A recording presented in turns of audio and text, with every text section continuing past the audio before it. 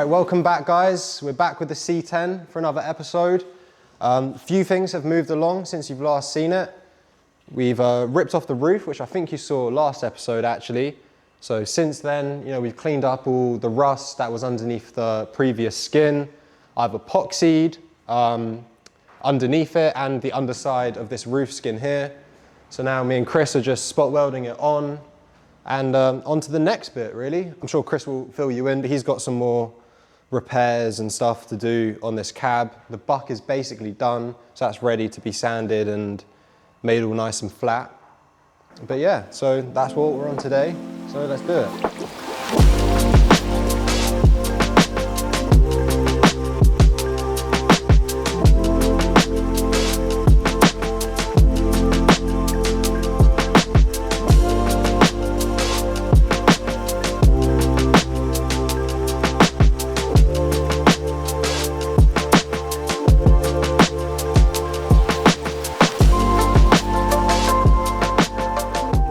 As you can see, I prepped the wing pockets ready for welding. We put in the holes with the hole punch. The inside is primed and also with like a zinc primer between the joints.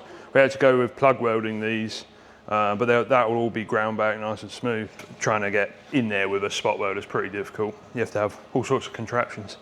But yeah, it looks good. Tom's nearly there. And then we'll move on to the other one. And then it's onto the back of the body, and that'll be the last bit.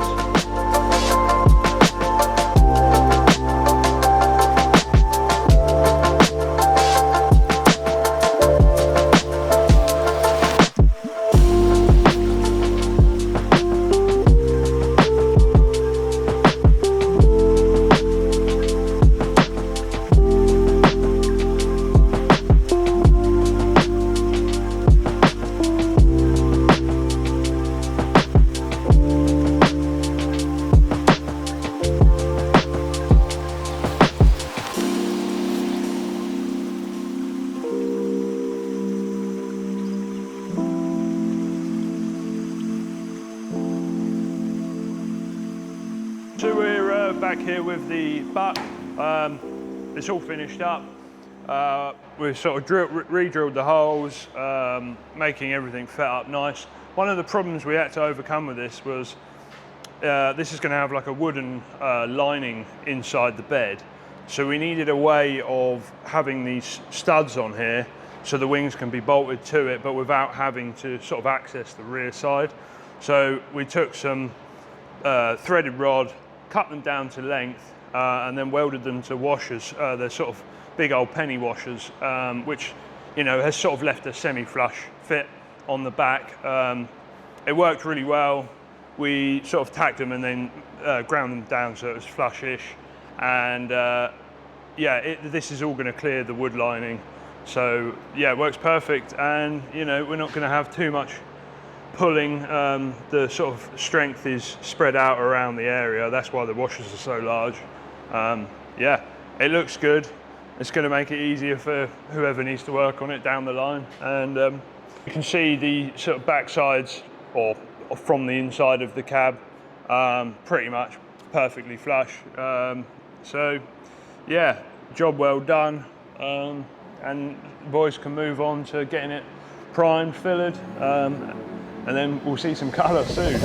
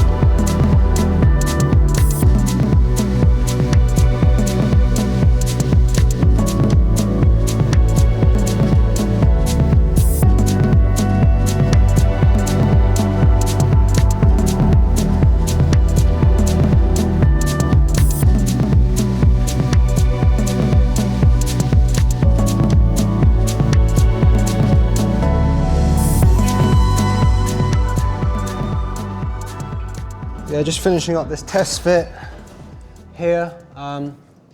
Putting washers and nuts on. Nearly dropped it, but I didn't. So take the wins where you can get them. The reason that we're doing this, because I mean obviously these are epoxied, this hasn't been epoxied yet, but as this is sitting on the buck, we need to make sure that before we send it to the next step, which would be epoxying the buck, that everything fits nicely with the filler work that we've done. Because we've had to account for warpage in the panel, as it's literally a flat piece of sheet. As we welded on the studs, you can't really get around it not warping, so it has warped a little bit, and we've done what we can from the fabrication point of view to have as less of that as possible, you know, copper backing with a steel backing behind it when we're welding to suck the heat out of the panel and stuff like that. But we're just doing this to ensure everything fits as we want it to. That doesn't mean that any of this is final. I mean, we will still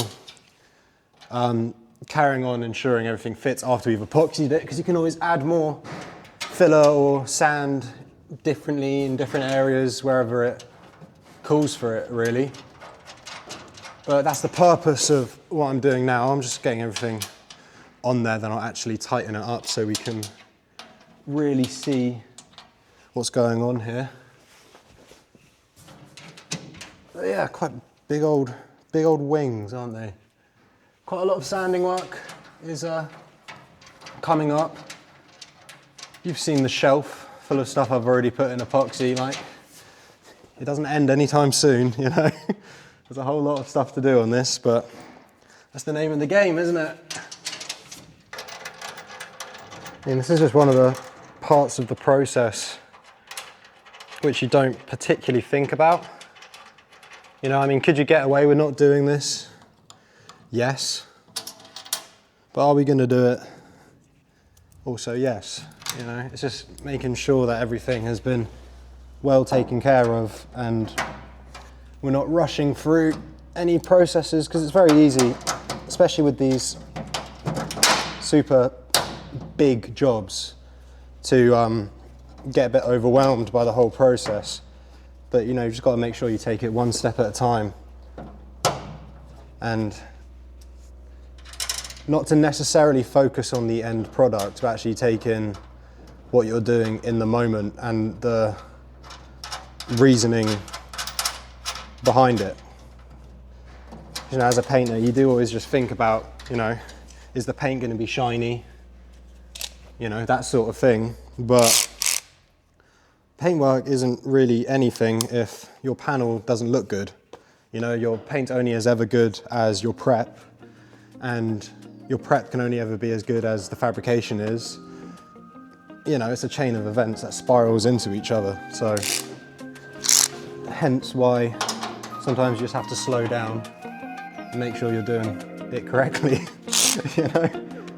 But you know, when you're doing a stupidly big job, yeah, it's easy to get overwhelmed by it, isn't it?